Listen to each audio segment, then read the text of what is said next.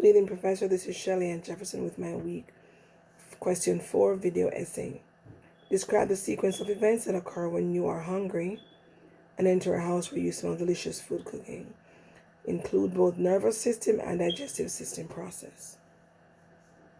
Okay, digestion begins even before you put food into your mouth. The process of digestion starts well before food reaches your stomach. When we see, smell, or taste, even imagine a tasty snack, our salivary glands, which are located under the tongue and near the lower jaw, begin producing saliva. This flow of saliva is set in motion by a brain reflex that's triggered when we sense food or even think about eating. In response to this sensory stimulation, the brain sends impulses through the nerves that control the salivary glands, telling them to prepare for a meal. Now, the digestive system is made up of the alimentary canal, also called the digestive tract, and other organs such as the liver and pancreas. The alimentary canal is a long tube of organs, including the esophagus, stomach, and intestines, that runs from the mouth to the anus. An adult digestive tract is about 30 feet or 9 meters long. Now, I'm about to explain the digestive system process after putting food in your mouth. Now the teeth tear and chop the food, the saliva that's moistens it for swallowing.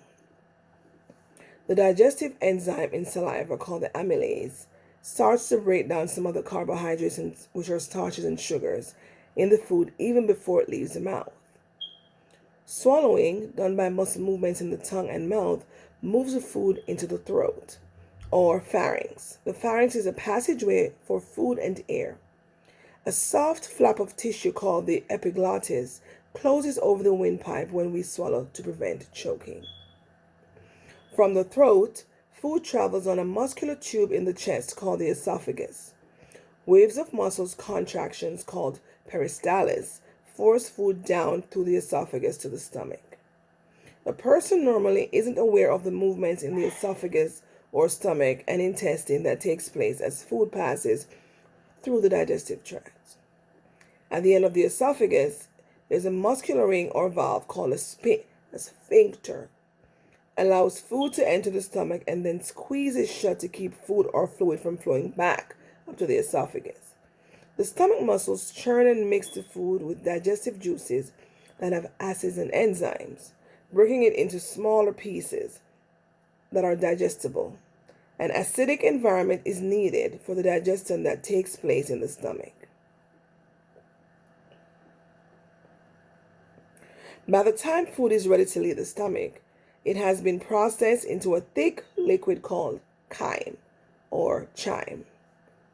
A walnut-sized muscular valve at the outlet of the stomach called the pylorus keeps chyme or chyme in the stomach until it reaches the right consistency to pass into the small intestine. Chyme is then squirted down into the small intestine where digestion of food continues so the body can absorb the nutrients into the bloodstream.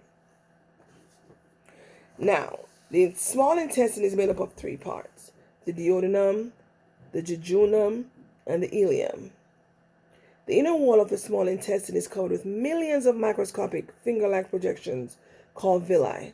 The villi are the vehicles through which the nutrients can be absorbed into the blood. The blood then brings these nutrients to the rest of the body. The liver, the gallbladder, and the pancreas are not part of the alimentary canal, but these organs are essential to digestion. The liver makes bile, which helps the body absorb fat, and bile is stored in the gallbladder until it's needed. The pancreas makes enzyme that helps digest proteins, fats, and carbs. It also makes a substance that neutralizes stomach acid. These enzymes and bile travel through the special pathways called ducts into the small intestine, where they help to break down food. From the small intestine, undigested food with water travels to the large intestine through a muscular ring or valve that prevents food from returning to the small intestine. By the time the food reaches the large intestine, the work of absorbing nutrients is nearly finished.